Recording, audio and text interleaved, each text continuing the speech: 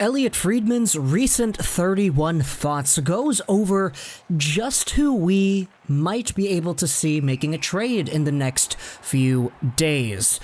This is the Montreal Canadiens, and the 31 Thoughts article goes over how they could potentially be in the process of opening up a spot via trade. So let's go over onto 31 Thoughts, the article itself. It was just released today. It starts off right away, Canadiens looking to move a forward as one of the headlines. So let's scroll over down to the thought over here. It is number 6. This will come as no surprise to anyone who follows the Habs, but they are looking to move a forward. Nick Suzuki is pushing. Even though he was sent Monday night to the AHL's Laval, Jake Evans is too. Hopefully, Ryan Poehling makes a quick and complete recovery, but even with his injury, they have extra bodies. Jonathan Drouin played 11 minutes and 57 seconds in Monday's 3-0 loss against Toronto, the lowest among all skaters. Already, this is something to keep an eye on. So, let's go over what exactly this means. Let's dissect it, throw and throw. The Montreal Canadiens have forwards. They have a lot of forwards. And because of that, they want to trade some forwards. At least, the end result is most likely one forward being traded, but they want to make moves. Additionally, the Canadiens have a lot of younger forwards who could be pushing for a spot or who could be pushing for that call-up once injuries do happen. This is why they want to move a forward. Now, the names mentioned here, they're pretty obvious. Nick Suzuki, he's pretty much earned his way onto this team. He's been pretty good. However, I will say that the guarantee is not necessarily there, but it's pretty much a given.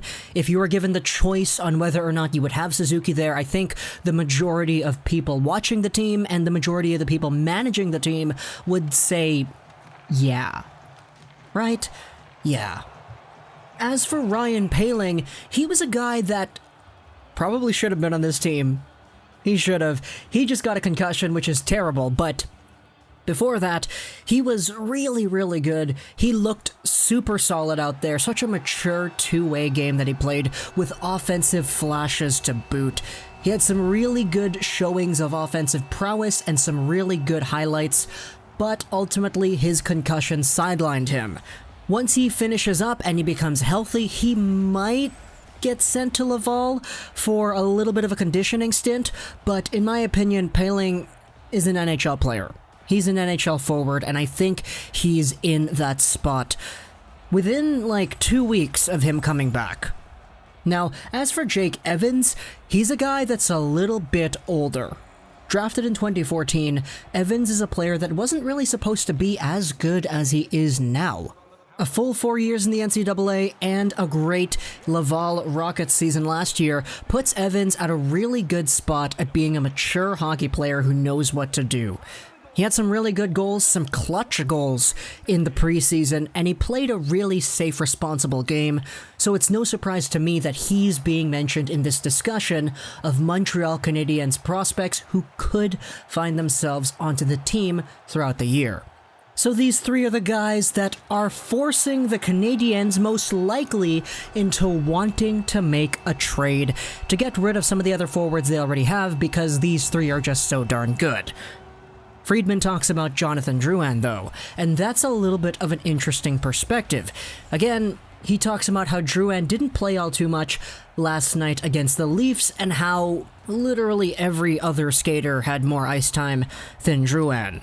So, what does this mean? Well, Friedman is just taking a look at the idea. Obviously, it doesn't mean that he's saying Drouin is on the trading block, and frankly, that's a discussion for another day. Everybody has their own very strong-willed opinions on Drouin. So let's go over onto our Habs. This is the Habs subreddit. Let's talk about what they have to say, because they posted this same little piece of information, and a few of them have some interesting comments to talk about. Friedman talks about Drouin as he had the lowest ice time of any forward this last game, but that doesn't make sense to me. If you're moving someone, you showcase them. My bets are on Hudon or Armia, says 92 Earl G. Now this is a pretty interesting point. If you want to trade a guy, you play him a lot, you make him available, you make the teams that want to get this guy look at him. You give them the opportunities to see the guys that they want to take, which is why this commenter says it's Hudon or Armia.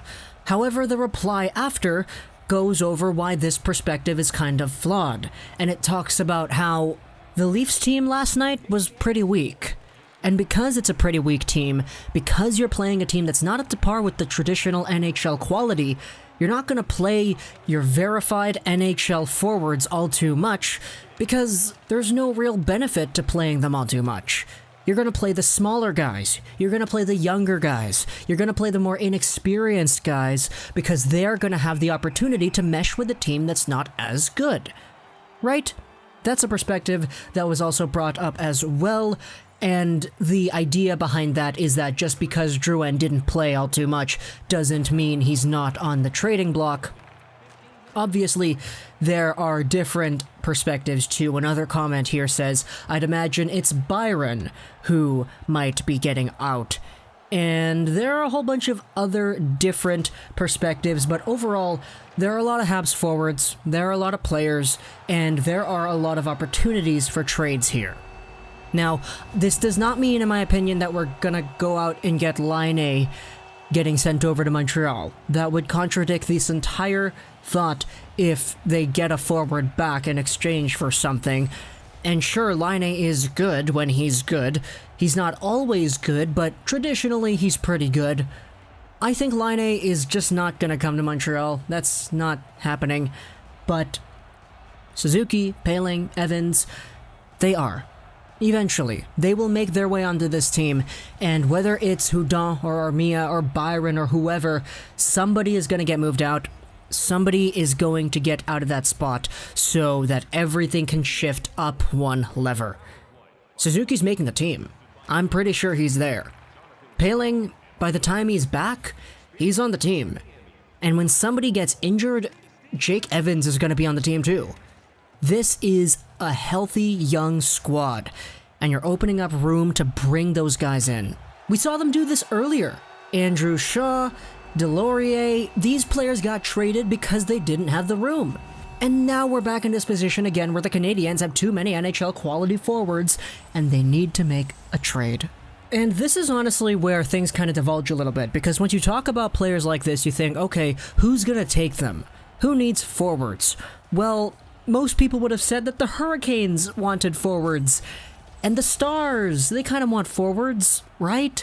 But the Hurricanes just made that trade for Falk. Or excuse me, they traded Falk for Dominic Bach and Edmondson. That was out of left field. I didn't really expect that. But for the most part, the Hurricanes already made their trade. I don't think they're in a position where they're going to get out any more forwards, especially acquiring Bach. Like, wow, that's a good pickup for them. But as for the Dallas Stars, they were kind of in that discussion too. We heard all the rumors about Julius Honka and how the Canadiens could show interest in him if Noah Juulsen is out still, and Honka is a player who can play in that third right-handed spot in front of Folin and behind Weber and Petrie.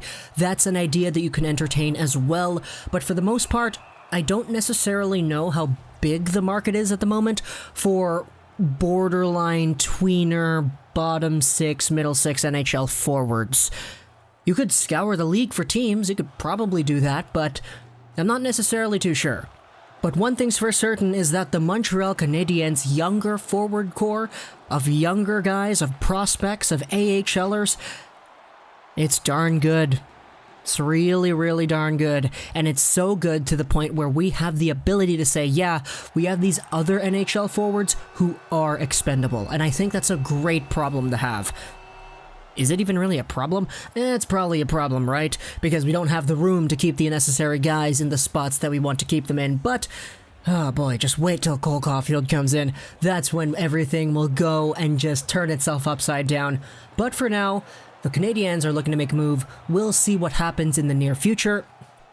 we just had a trade today, so I think the floodgates on NHL trades might be starting to open. We saw it with Marner and the free agency thing for the RFAs, and they all started falling like dominoes, but we'll see if this Falk thing actually ignites some real NHL trades now. Hope you enjoyed this video, and bye.